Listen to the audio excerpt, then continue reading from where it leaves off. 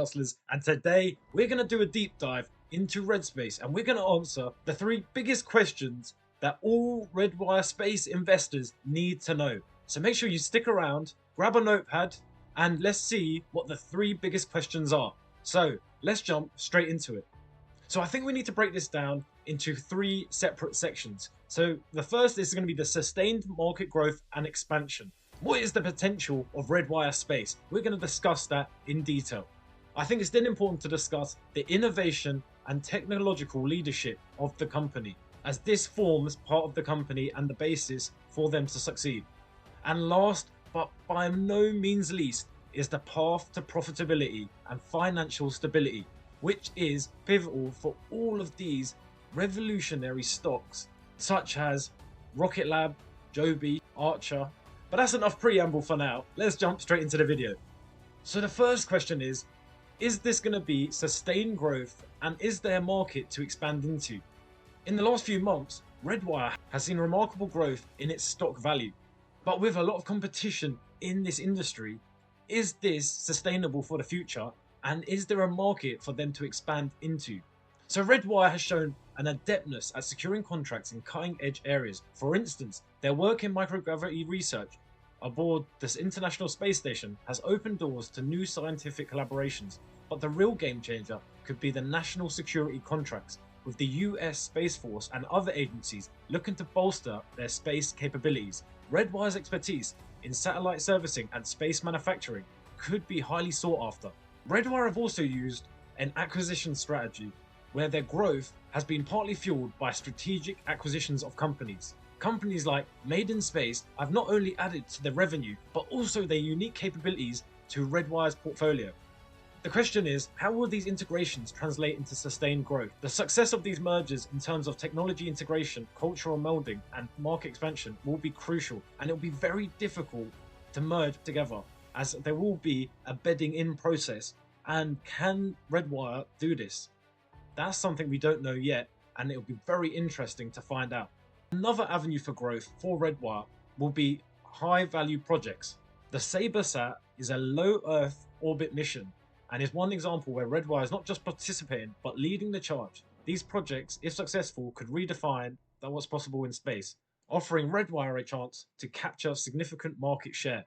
So now we're going to discuss innovation and technological leadership in this part of an industry where technology is the crux of it. This is the most important thing, and you have to make sure that you're always one step ahead of your competitor, or you will end up sinking. How will Redwire keep ahead of the competition? Well, one of the ways is their in-space manufacturing. Redwire's Fab Lab project aims to revolutionize in-space manufacturing. Imagine building equipment in space, reducing dependency on Earth launches, or perhaps even creating structures for space missions to Mars, to the moon. This could set Redwire apart, but the challenges lie in making this technology reliable and most effectively cost-effective. This company has also only been running for 4 years, so as you can imagine, the technology in the next 10 years, let's say, is only going to get better and better as long as they keep investing into it. Something that Redwire have done very well is their partnerships. Their collaboration with Virgin Galactic and microgravity experiments is a testament to how their strategic alliances can lead to pioneering work. But how will these partnerships evolve? Will they lead to tangible technology advancements or just mere opportunities? And the other thing they need to do is make sure they stay ahead with constant R&D.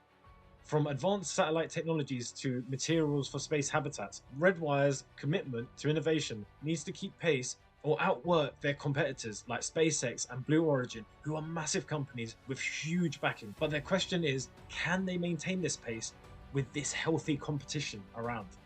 And last but not least, and I imagine this is what you've all stuck around for, is the path to profitability and financial stability.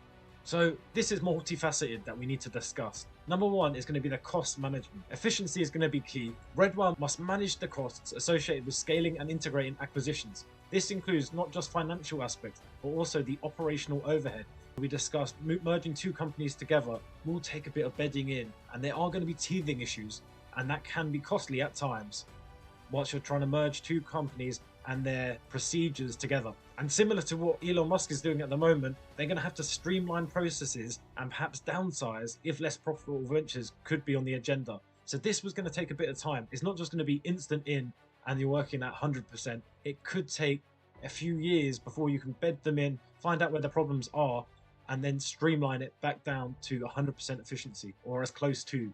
With several acquisitions, Redwire has accumulated a lot of debt, and managing this debt with maintaining liquidity for the projects or market opportunities will test financial strategy. How they balance this high wire act of growth and financial health will be telling. And we've seen companies like Lilium be tested with this high cash burn in these revolutionary industries where they're trying to trailblaze and change the game. And it's not just about revenue, but converting that into profit. Redwire needs to ensure that contracts, especially in complex and high margin areas like space infrastructure, contribute significantly to their bottom line. This means picking projects more selectively or seeking higher margins than existing ones. And then last but not least, the most important here is the cash flow management, and it will dictate Redwire's ability to innovate without financial strain. That includes managing cash reserves, investing in R&D, and perhaps securing new funding rounds if necessary. That would be dilution of the stock. But the art is to keep that cash just flowing around so that the business keeps going until you hit profitability. So as we've explored these three critical questions, it's clear that Redwire Space stands at a crossroads of opportunity. So now that these three questions are over, what is your opinions? Do you think that Redwire are going to overcome these massive hurdles? At the moment, their stock is soaring and they look like the next biggest space industry stock. Are they going to compete with Rocket Lab? Have you invested into Redwire? Please let us know down in the comments. Join the Discord, and we've got a stream tonight, so make sure you either give that a watch or join us there. We'd love to know your opinion.